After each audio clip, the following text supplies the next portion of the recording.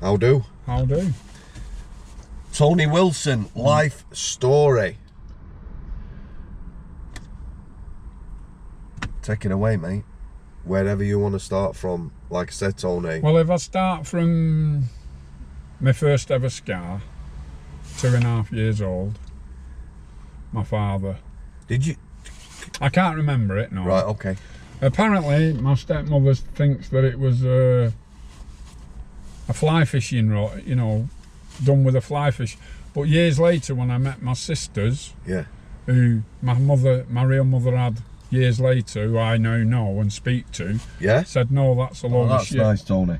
Yeah, and I love them all to bits. So we'll come to that. I usually ask that at the start. Oh, yeah, well, sorry, mate. Yeah, it's all right. No, it's that's all good, right. that's good. It's all right, yeah. So anyway, I was 2.5, got my first scar. It's on my chin there somewhere. That was being kicked down the stairs and me head going through a glass window, apparently. I don't know if it was a fly fishing or that, but from experience after that, from when I was 5 or 6, I would imagine my dad give it me. When I first went into care, my dad worked nights. Yeah.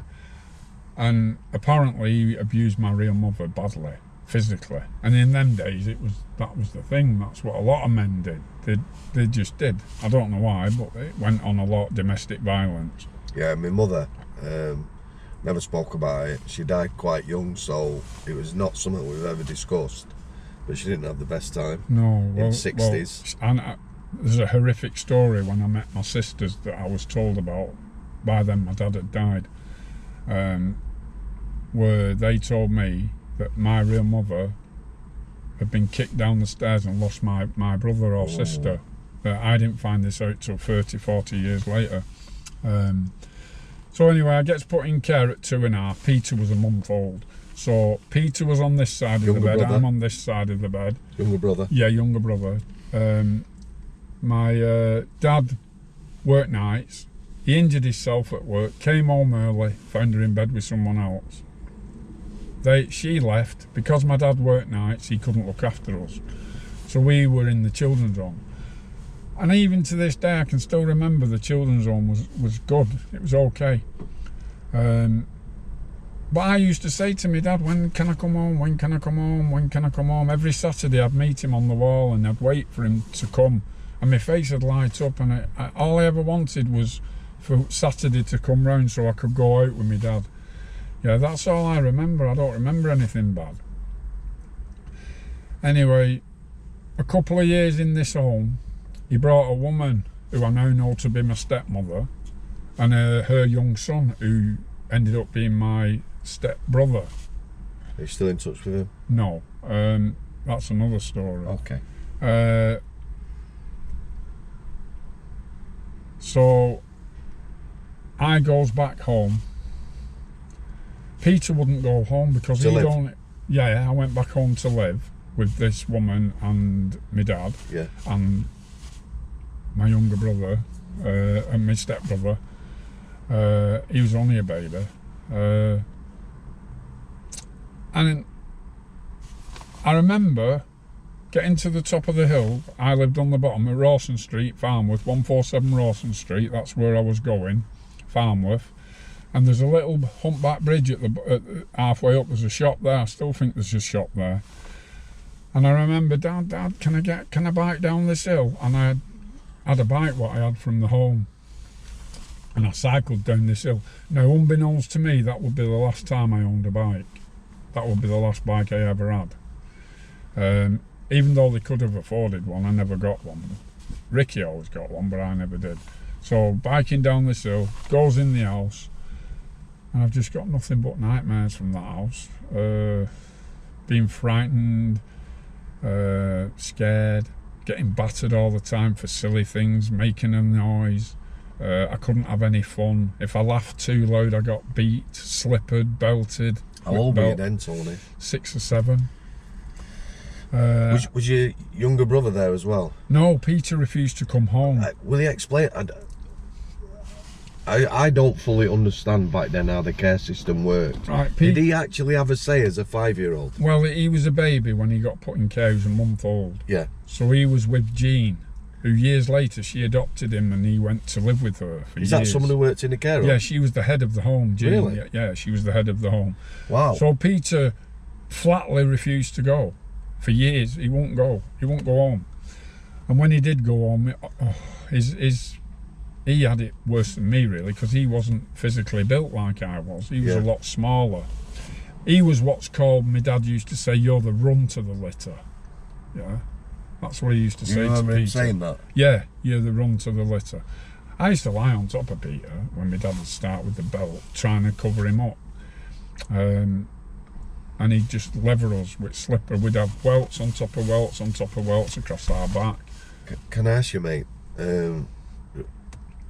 was anything brought up about the marks or anything like that? No, because it was the one time he gave me a black eye, he kept me off school. So there was no physical... There was no physical marks that you could see per se, yeah. There was, and them days they just, it was accepted that, oh, well, he misbehaved, well, you must have deserved it. Even if it was something, the worst thing was than the beatings that I remember now is the food.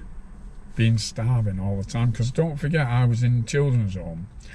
I was getting a breakfast, which was substantial. You could have a cereal, then a cup of bacon sarnie or whatever you wanted, and toast or whatever. I've heard nightmares about care. You were in a good... Yeah, and then I'd have my dinner, which would be a proper cooked dinner, pudding, and then you'd have your tea, which would be same again, a cooked tea and a pudding, and then you'd maybe get a biscuit at 7 o'clock.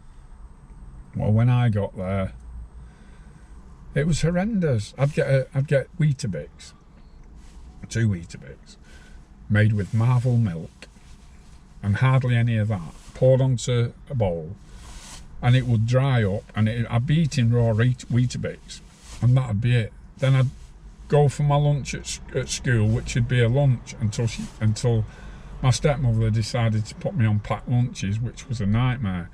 I was getting like nasty spreads, you know, them cheap paste. Yeah. Horrible paste, some beef paste, crab paste, cheddar spread, nasty, and a club biscuit, and probably got water from the... it was horrendous.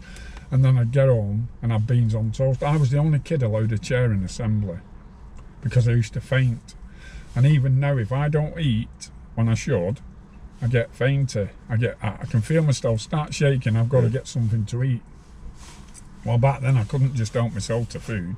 I tried that a few times. I'd sneak down eating dry bread. Sometimes even gnawing at the bone that my dad had left the night before when he got in. He'd have a T-bone steak and I'd be gnawing at the bone. That's what I was going to ask you, Tony. Was money tight? And no. Was it your stepbrother? Did he get fed? Yeah. Well, years later, when I was on packed lunches, he was at school. He was always giving Chippy money to get Chippy at dinner time, so he could get chips, pudding, peas and gravy, or whatever he could get. Me, I'd get a beef paste butty, or a cheddar spread sandwich, or a crab paste butter, and that'd be it, and a club biscuit. I can't understand why a dad... It wasn't my dad's fault, because my dad worked and he'd be either in bed. Was he not there because he was on night? He was in bed, or he wasn't there, no, but it was horrendous. And even to this day, even though Peter's in touch with her, I still can't forgive what I was treated like, because she was morbidly obese. You're talking super overweight, yeah? And you don't get like that unless you eat like a pig, yeah? And I don't care if she sees this, yeah? It was bad. It's short memories at the end of the day, mate. He could walk in our house, right, open the fridge, get a bottle of milk and just start drinking out of a sterilised bottle. Eat what... If I tried that, there'd be hell to pay. So it's not the fact that you're not a child, because your brother was... It was a two-tier system. It was a two-tier system. Oh, it must be difficult as a child, but do you remember, you know... Were you not nice to her? Did you not do what she said? No, I always did. Some reason? I always did what she said, but it made me thief. I used to steal money any time I could out of a purse or out of my dad's pocket, and then go to the cafe and get something to eat. And that's what I did. Whenever chance I got to steal, I would do, and I'd always go to the same cafe and buy food. And I'd sit there and eat a nice hot meal, and I was chuffed. And then if I had anything left over, I'd buy cigs. When I first bought 10 cigarettes, it was 9.5p for 10 number 10. How old were you then, mate? 9. I started smoking when I was 9. So that was a bit of a problem, getting money for cigs. But it weren't that big a deal because they were only 9.5p. I never got pocket money as a kid off my parents. I was treated like a bit of a slave as well. You know, I'd have to go to the laundrette and do all the washing, fold it all up. Were you aware of this? You know, as a child, sometimes it's... No, or is it looking back now that looking back now, I was treated like a slave, and Peter was in later years when he went back. He was treated the same, and we never got nothing off her for it. You know, I'd say to her, "Can I have some money for some sweets?" Because you've asked, you're not getting. But if we didn't ask, we wouldn't get. You see the problem, you know. Did this cause big resentment with your stepbrother? It wasn't his fault. It wasn't his fault. But today, what he's doing now is his fault. Yeah, even though he is a copper, one of them plastic coppers. Though, oh yeah, one of the PCO, PCSO. So he won't have anything to do with me because he says he can't, which is a load of shite. Because I have my record. Well, I've been out of trouble now 9 years, plus the 8 year, 2 month I did in prison. So I've been out of trouble 17 years. So since you were about 40. 45 when I think I was. Yeah, in my 40s when I committed the offence. 2005. Yeah. What we're in now, 2022. So yeah. Oh yeah. Long time ago. But yeah, I've got just nothing but horrendous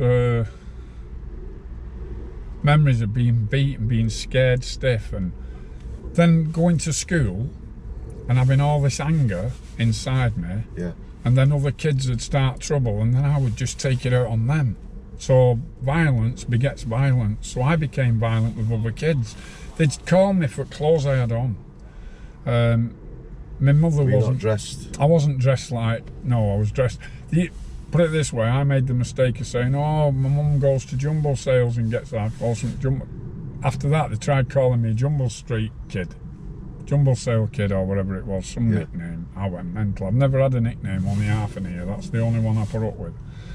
That's the only one I put up with, yeah. I never had a nickname. So they tried this Jumble Street Kid. So I started kicking off. Even at 6 or 7, I was a little tearaway. I'd fight kids 9, 10, I wouldn't care. If they was picking on me. And then I'd be classed as a troublemaker, always in trouble.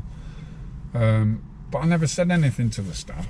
I never said, you know, they never asked. They just say, "Oh, he's in trouble again, right? Stay after school," or whatever. They didn't try and find a reason why. Now, do you know now? Well, not now, because schools have gone soft, haven't they? But now, you know, myself, and I'm sure there's loads of people like me out there, if I were a teacher and you were in my class and you were troublesome, I'd be thinking, why is this lad like this, you know what? But then, you know, do you ever think back? It might be difficult for you because of where you were, because you were that person, but I think back to kids I was at school with and people I've grown up with who were different to me and might have been troublesome or classed as naughty, wondering what sort of child. Well, my dad would say to me, if I went home and said, "Oh, such and such a kid's picking on me," he said, "Don't come here moaning." He said, "Hit them once and ask questions later." And then I'd go have a fight with someone, he'd get told by at school and he'd batter me. Did you get punished if trouble come home from school? Yeah, but I didn't care because I'd get battered for nothing anyway. So I'd be like, at school, and it could be anything. Some kid would make some crack remark, and then I'd kick right off. Or they'd be bullying somebody, and I didn't like that either. I hated bullies, I always have. I'm going to ask you something now that we talked about a bit before. You know, all the fights you've ever had, other than the lad you said you regretted with the firework incident, where you'd like levered someone who'd done nothing wrong, yeah. Did it always come to your door? Was it? Yeah. No, it did. It was either they said something, or they offered me out, or they underestimated me, or they wanted what I had. They were trying to tax me, or whatever it was. Yeah, they started it first, and I always finished it, and I was good at it. You know, there's just no two ways about it. Is that? I know I asked you in the 20 question what makes a fighter. Is it? I think it was I had the heart of a lion. Even with my dad, he'd beat me, and I wouldn't cry. I wouldn't show any I just used to take it, and then I used to, even from about 8 or 9, I used to think my time will come, and it did when I was 13, and the worm turned, and I was 6'1" at 13. And he'd not seen me for 9 months because I refused to go because I got put back in care when I was. When you say you got put back, did you refuse to live at home? No, I went committing crime, nicking money. I went to Blackpool, always going to Blackpool, stealing money. My stepmother said, "You're the only kid I know who can make his way to Blackpool and come back." How with old were you loads then? of 10, 9, How did you get 10. to Blackpool? I used to sneak on the coach. Or the bus. I used to just sneak on the bus, or I'd ask someone, can I have some money to get up for bus fare? I'd just keep asking and asking until I had enough for the bus fare to Blackpool. You've seen the interviews I've done with Lee Marvin.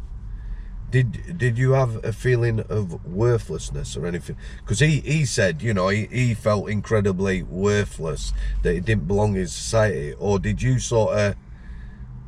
have sort of an independence? I was very independent. Yeah, I mean, because I had to be, like I said, I fed myself. I weren't getting fed very well at home, so I'd go out and steal. All right, I shouldn't have stole, but I couldn't exactly go and do a 9-to-5 job, could I? No. But having said that, I did used to try and wash cars, but I used to think, this is a waste of time for what you get at the end of it. Yeah. I'm better off just nicking it, or going in Asda and nicking a meat and potato pie, which I used to be good at. But nicking meat. Do you know what, Tony? Thieving's thieving, but at the end of the day, if you're stealing food because you're hungry, I don't know, mate. Well, it was easy in them days, so I got away with it most of the time. And when I did get caught, the best thing was either my dad or my stepmother had come to the police station. They never put you in cells them days because you were too young, and I'd be in a little interview room. Yeah. And they'd come walking in, and it'd be like butter wouldn't melt. Oh, why are you stealing? You only have to ask. Oh, why are you stealing, Tony? You only have to ask. I used to think. Did you protest, or did you I just used in to your think head? in my head, what a load of shite. And they never said anything. I just said, get home, take me beating, back out, doing whatever I could to get more food. And what happened when you were 13, mate? Well, let me just say, I got put in care when I was 10 by the courts until I was 18, which is that like was, a guardianship type thing? Yeah, I was put in care until I was an adult by the courts, and my dad come down to Blackpool courts and said, "There's nothing I can do." And I said to him, I looked him directly in the eye and I went, "Good, I'm glad. I don't want you to do anything." So I went back into the care system, which I thrived in it. Was your brother still in it? No, my brother was at home on his own. Were you worried about him? I was, yeah, but he went through his own hell. But luckily he got out of that and went to live with Jean, the woman who looked after him when he was young, and he was with her till she died. Bless. She was an angel. Anyway, 13, I was in St Joseph's, best home I've ever been in. I love that place, Nantwich, Cheshire. St Joseph's, it was the best home I'd ever been in. Why were you so far away from Well, Samworth? they just put you wherever they put you. It was an hour on train. I used to get on Crewe train station on a Friday, get the train home, back home, mind my stepsister, Charlotte, who I love to bits. And my dad would drink Friday, Saturday, Sunday. That's when the abuse used to happen. But there's one particular day, he come home Sunday, and I think Peter was home, and he hurt Peter. And I said, "I've had enough of this." He said, "Oh, you're a man now, are you? A little boy trying to be a man." and I levered 10 fucking balls out of him. I kicked the shit out of him. At 13? 13, yeah. I kicked the living crap out of him, and I still to this day, that's the happiest day of my life. I can't help it. I levered him, and I was so proud. I thought, that'll teach. And I said, you ever touch my brother again, and I will kick your head in every time I said it. And he never lifted a finger again after that. Listen, people might not think that's but you know, I don't think anyone would be very critical of that at all, mate. No. I don't know whether is your dad still alive now? No. Did you have anything to do with him after your childhood? Yeah, up until I went to Strangeways when I was 20 and started taking heroin. First drug I'd ever used was in Strangeways. Yeah. Was heroin. And after that, when I got out, I started wheeler dealing, learning the dealing bit. Yeah. Started taking heroin, so I cut contact for 20 years. Yeah. Or more. And all he ever used to say to me, oh, you only come round for what you can get. I didn't need nothing off him, never wanted nothing off him. Yeah.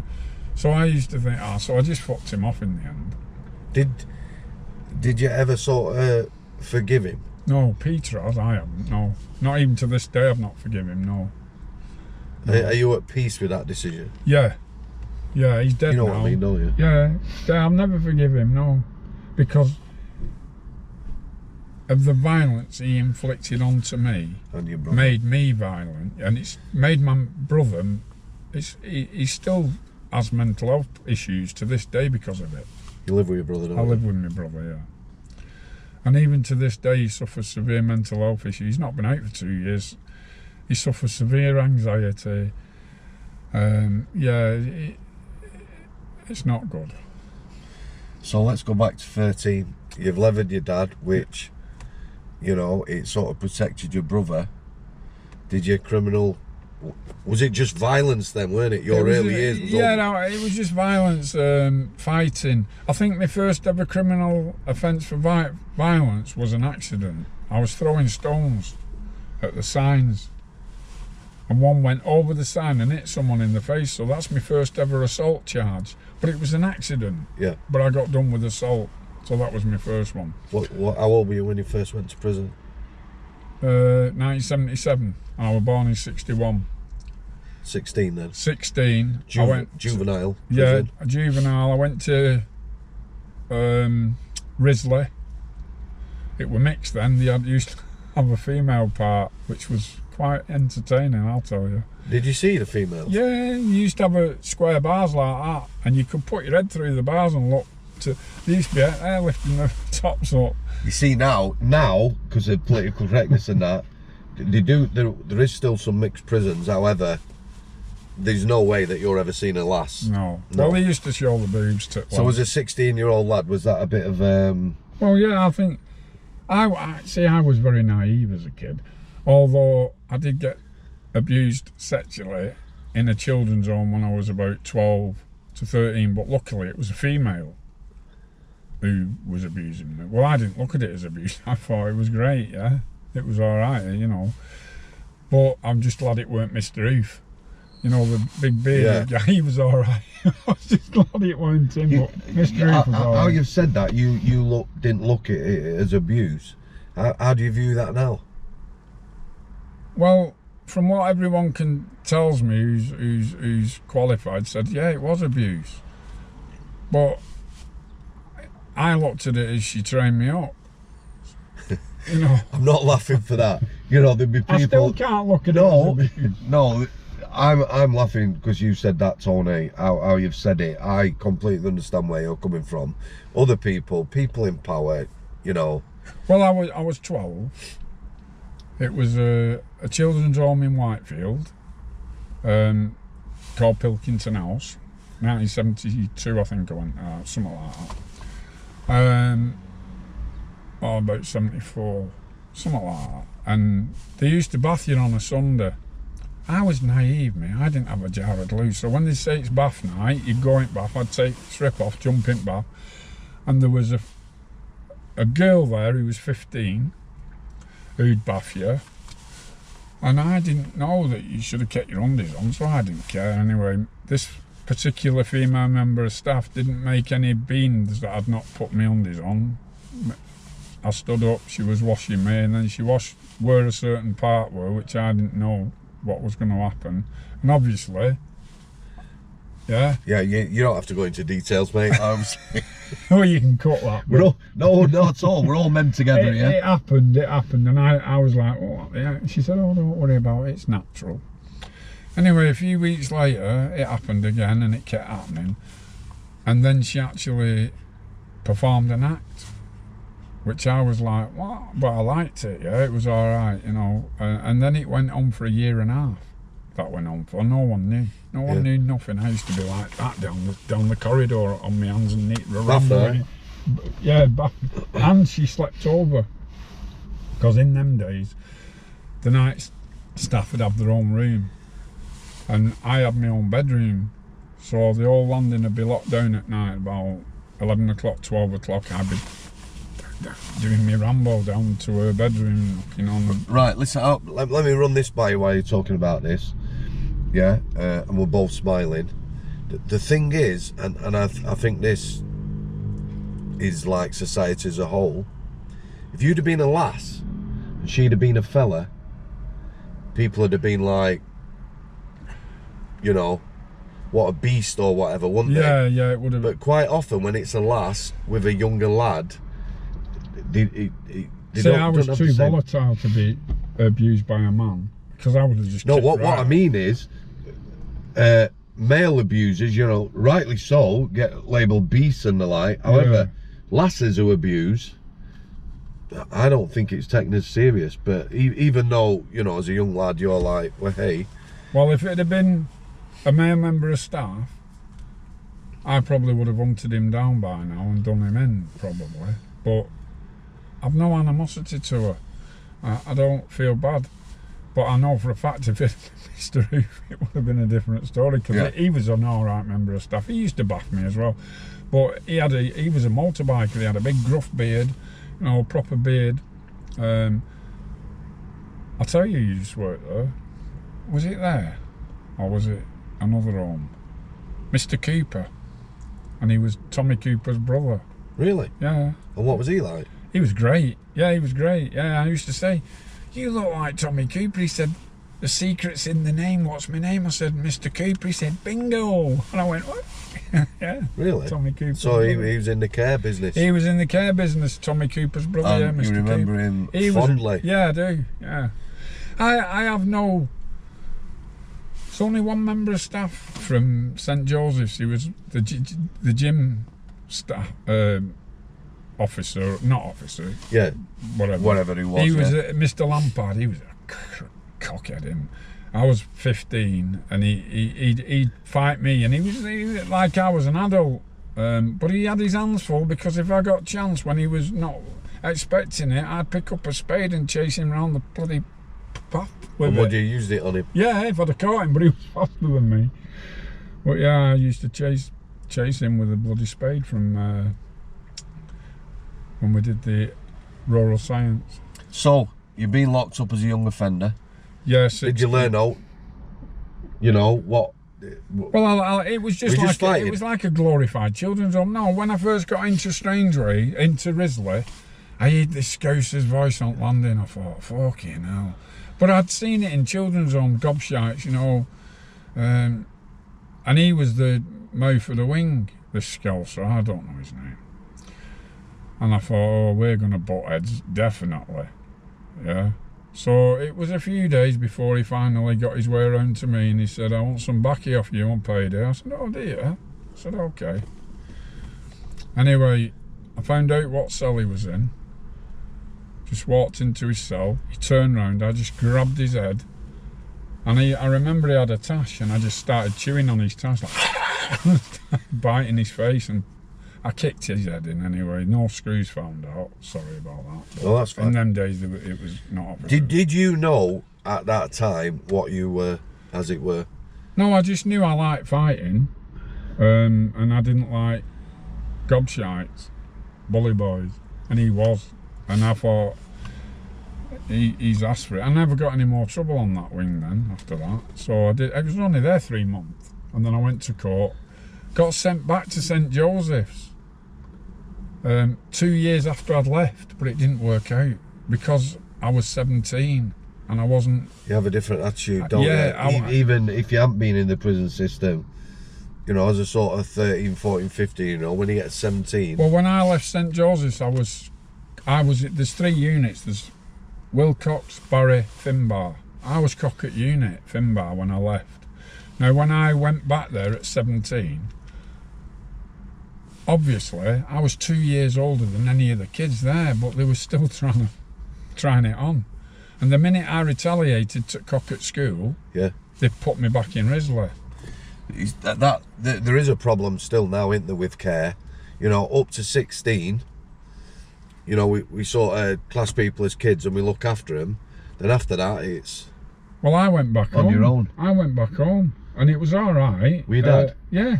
And what happened when you were 13? Yeah, there was no way that... Yeah, there was no way any of that was happening because he knew I'd leather him. So I just had to put up with his racist and homophobic, misogynistic, bloody sexist behaviour, which he was. Was your stepmum still there? Yeah. Did you get on any better with her? Well, it was all right, but I still knew that there was favouritism for Charlotte and Richard, yeah, which were her proper children. Me and Peter weren't, yeah. So I sort of got used to that.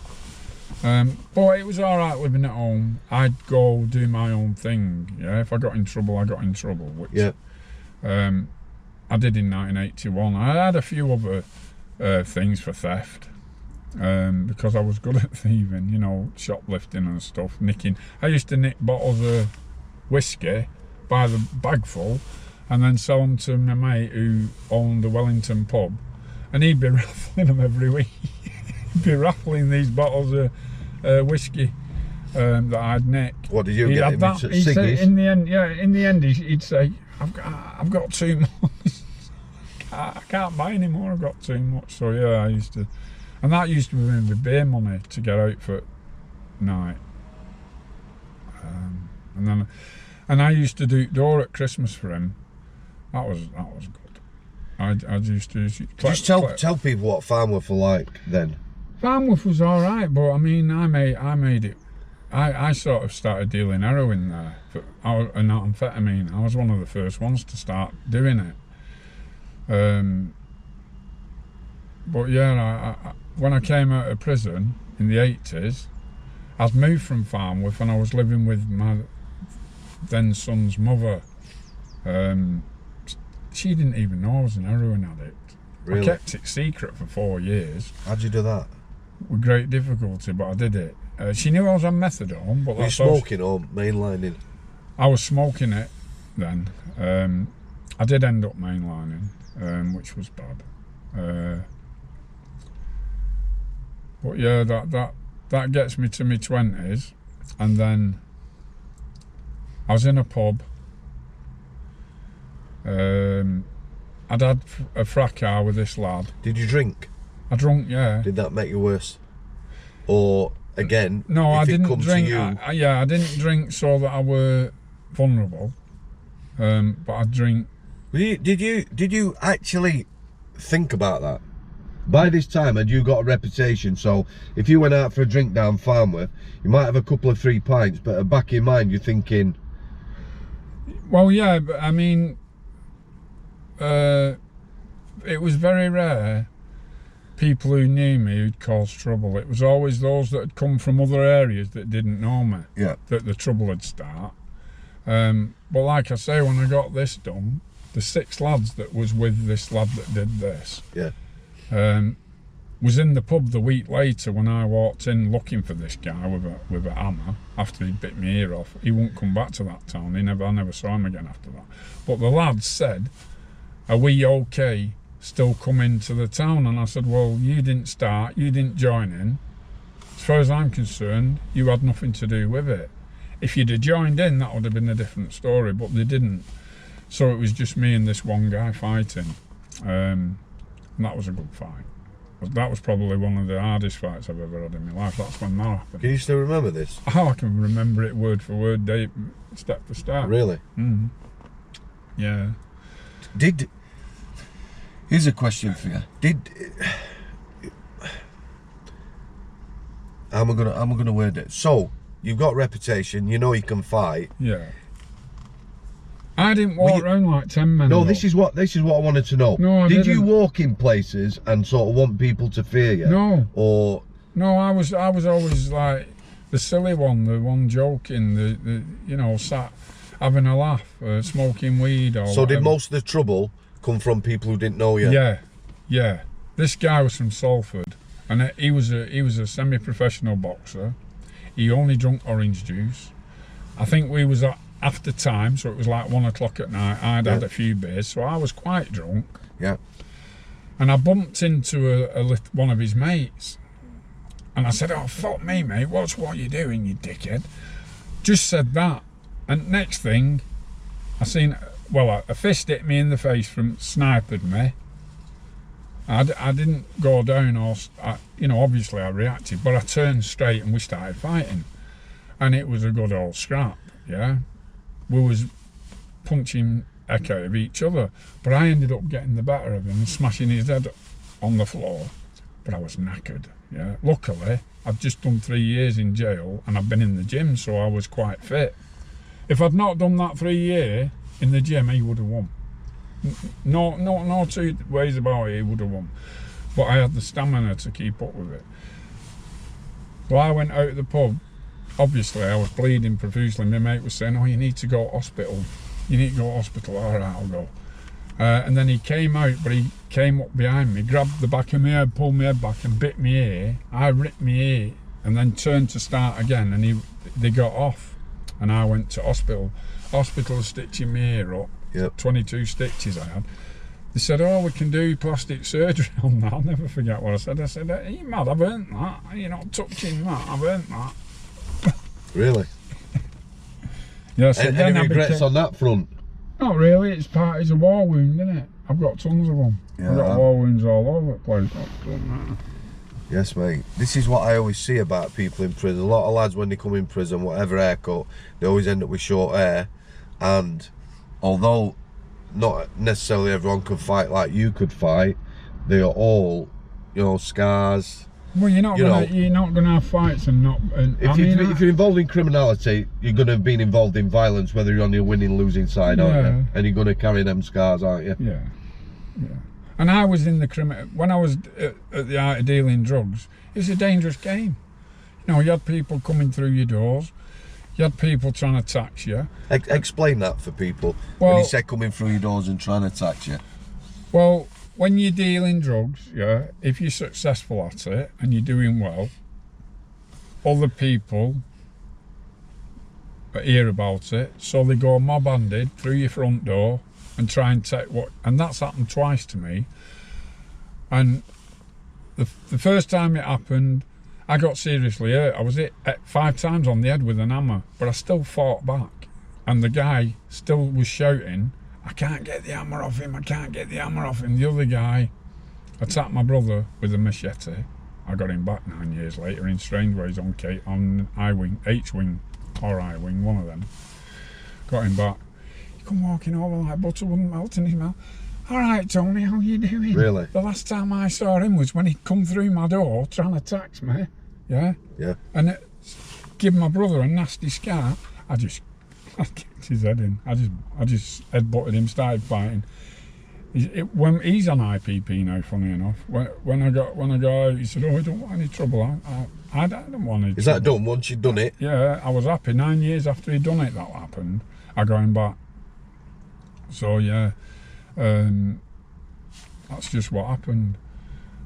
But yeah, I've never really wanted trouble, but if you're in them circles and you're dealing drugs, then that's par for the course. If someone wants to come through your door, and I had it happen in Wivenshaw as well, 6 of them came through my door and I fought them off on my own. Luckily, I managed, my brother managed to shut the door and said, "Oh, they're coming through your door." So I fought them off. But having said that, fast forward to 2005 and I'm on B-Wing, and on the 3s I seen a lad, blonde hair, coming walking up the landing. He was one of the 6. He just did a complete U-turn, walked back to the office, never saw him again. You see, this is the thing, isn't it? Yeah, I know. In criminal circles, if you're going to prison, you're going to meet people, you know, associates, acquaintances, but you're also going to bump into people who you're not necessarily going to get. I can hold my head up in any jail.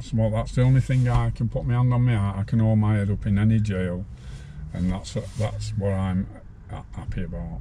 I'm going to ask something now, just to drop that in, although it comes later. Other than Strangeways, the toothpaste incident, have you ever assaulted a prison officer, prison member of staff, or ever had bother with prison staff? Well, I've never assaulted a member of staff. I've been assaulted a few times by, well, I don't know if you call these prison staff. I've never mentioned this to you. I forgot about this. In 1979, this is after Risley. Yeah. I got done for assault. Yeah. Just a normal assault. And in 79, they had what's known as short, sharp shock detention centres. Yeah. And I went to a detention centre, and I was 20. Is it like boot camp? Yeah, boot camp, yeah. Anyway, I gets in this detention centre, and there's a white line. Now, the officers didn't say, you can't cross that white line, it was just there. And then they say to you, oh, sign for your property.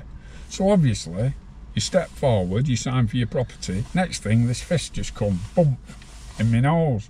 Staggered back, my nose didn't bleed, it didn't, because it was already knackered anyway from me. And I just stood there. But from that moment on, I thought, I'm not having this. So I fought the system. I didn't assault staff, but I wouldn't do what I was told. They said, oh, you've got to do circuit training. Well, they can't force you to do a press up. No, of course you can't. They tried. I mean, the gym officer tried. Yeah, fear. And I was only there 3 months, and I spent 56 days of that in the block, getting battered by the officers every day. And they'd come in, have you learnt your lesson? I'd say, do you call that a beating? I said, my dad used to do better than that when I was 5. I said, come on, put some effort into it. And they'd do it again, and I'd be like that, hitting myself. Then they'd come back, have you learnt your lesson? Fuck off, do one. And I wouldn't fight back. I'd just let them do what they wanted. And they'd leave my face alone, mainly body punches and stuff like that, and twisting me up and all, and bouncing me off the wall. But I still wouldn't do my circuit.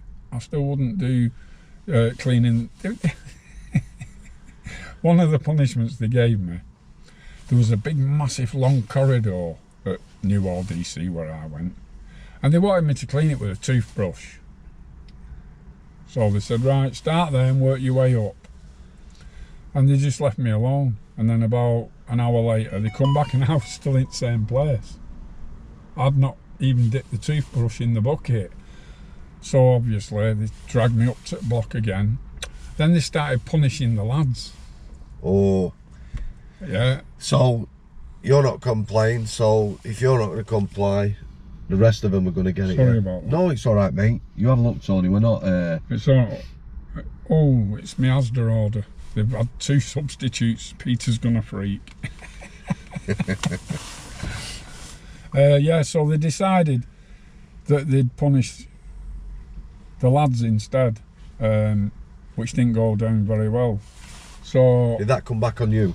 Well, they tried to. Yeah, they tried to. There was an inmate. I don't know if you call them inmates then, because it wasn't really a prison. It was locked. You was locked in. Yeah. You couldn't get out, so it was like a prison.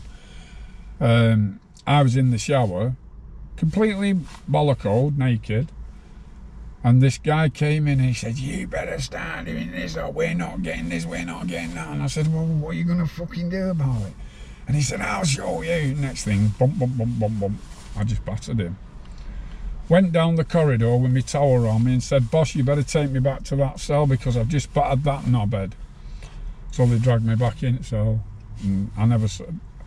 I got released from the block, but best thing were, they said they kept coming in saying, "Oh, you know, we can take you back to court and the courts can give you another 3 months, up to 6 months, so you'll do another 3 months." I said, "Well, David, I don't give a fuck. I couldn't care less." So when you look back on this now, because a lot of punishments are punitive, aren't they? How we treat people, you know, that is not to get the best out of people, is it? No. To treat them like that. Well, they drew First Blood. That's why I love that film, First Blood. First Blood. Yeah, they drew. Yeah, First it's Blood. one of my favourite They films. drew First Blood. Yeah, he punched me on that white. If he'd have said don't cross the white line, I wouldn't have crossed the white line. I would have signed for my property and I would have conformed.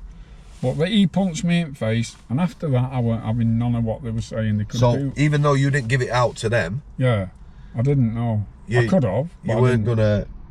I just weren't conforming. I wouldn't go to school. I wouldn't do the classes. I wouldn't do any. In fact, I was the only one who was sat in a table on my own in the dining room, because they'd have a big dining room, and they used to, on a Sunday, they'd play the top 40 tunes. That was one thing they stopped because of me. They wouldn't play the top 40, and they said, you can thank this lad for that. You know, and there'd be a room full of cons. You can thank this lad for that. And they'd all... Can you, right, you're obviously a tough lad, Tony, you've grown up, your background, although not surprised, mate, is shocking. And I never told you what the governor said, though, when they tried to get me to go back to court.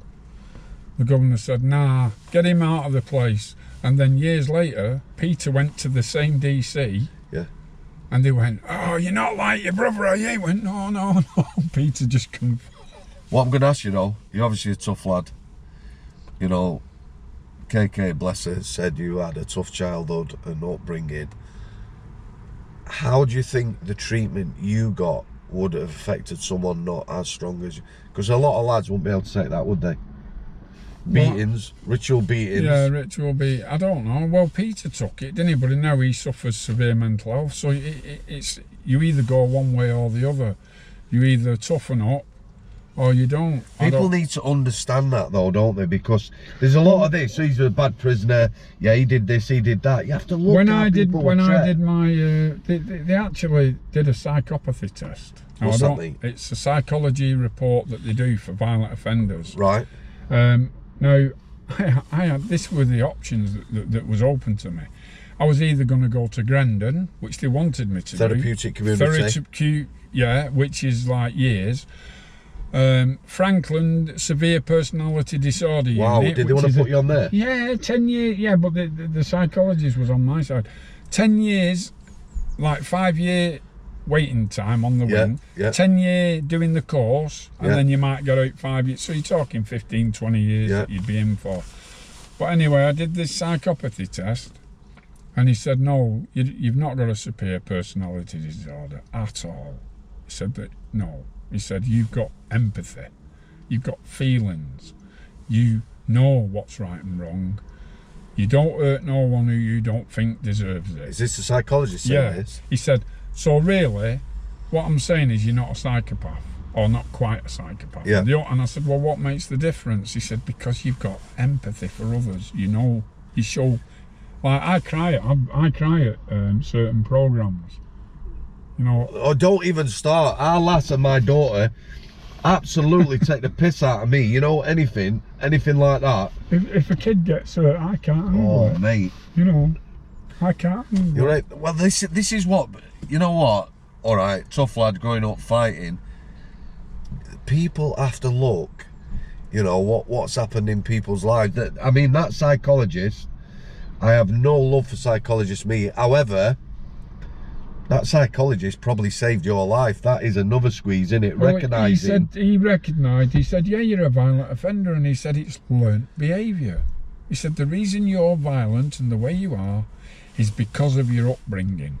He said it's learnt behaviour. You learnt how to be violent because you was treated violently and you was good at it. So because you was good at it, it got you what you needed to be protected, to protect your brother, to protect your loved ones. So you're not making excuses, are you? Well, I don't know if I am. No, you're not. You know, it is what it is at the end of the day. You can only be. Do you know what, Tony? I think we're going to leave it there today. I think that is a very poignant place to stop, but I'm exactly the same as you, mate. Yeah, I don't want to hurt anybody nowadays, you know, I just want to get on with things, and I'm 60 years old now, so anyone who starts with me, really, they're cowards. And you can still go back to prison for life. Yeah, I could still go back to prison for life, and if it was me or them, you know, I don't want to. Thanks for your honesty, Tony. Tony, next time we'll get to the point, his IPP sentence. We'll talk about the IPP sentence, what a struggle it was. Still is, even 17 years on. From when like I said, I was one of the first ones to get it. I never ever met an IPP prisoner who had a start date before mine. That was my claim to fame. That was one thing I was quite like... It came out April 1st. It's almost a joke in itself, but no joke. No, I came out... No, I went in April. It came out April the 4th, 2005. Yeah. I committed my offence May the 1st, 2005. I was given a 3-year, 2-month tariff. I did 8-year, 2-month because of the 5-year waiting time to do the violent offender course at Channings Wood, which I spent 4 years in Strangeways waiting to go there. But yeah, other than that, I've just got on with it. But I'm getting to the part now where the probation... You just want it off your back, don't you, mate? Yeah, I think I've earned it. I've told Tony there's a march, I think it is next month. I don't know whether I'll be able to go with family circumstances. People who've been campaigning for the loved ones, some of them, I know a few lasses whose brothers died on IPP in prison years ago, and they're still campaigning. Hopefully, at some point, someone will recognise. Well, I know there's guys in there who've been in there now 12, 13 years. One guy for threats to kill, but because he can't do courses, and he's probably still into drugs or he's still doing. You'd lose the will though. You've got no light end at all, have you? There's no earliest release date. I think if I went back to jail now, it would make me more dangerous, because you just think, fuck it. If they're going to lock me up for life, then you might as well do something to make it worth life. Because what I did was wrong. I shouldn't have done what I did. The offence was violence, but I think I've suffered now for that. I think I've done my time for that. 17 years they've had their hand on me now for. Tony, again, thank you very much for your time. And he came knocking at my door. I didn't knock on his door. Brought it to you, didn't he? He knocked on my door. Listen, mate. Okay. It has been an absolute pleasure. Thank you for your honesty. I'm glad you're in touch with your family. We'll get back to that, because we only made it to... We didn't make it to now, like where I've met all my sisters from what my mother had after me. Sunday, as you watch this, following Sunday, then we'll do the IPP and family get together, yeah? Yeah, where I met all my sisters. I had 5 sisters I didn't know about. Wow. Yeah. Jobs are good, mate. And I'm in touch with all of them. I need to bring tissue next time, probably, don't I? See ya. Thanks for coming. I didn't know I would... Here's that thing. This is what I'll show you about the IPP that probation don't know about. I don't know if I've got 2 copies, but that's what you've got to... But it's all there. And part of it is about probation. Yeah. Do you want that copy? I'll have a look. Well, I'm going to sign off now. Do you any parting words?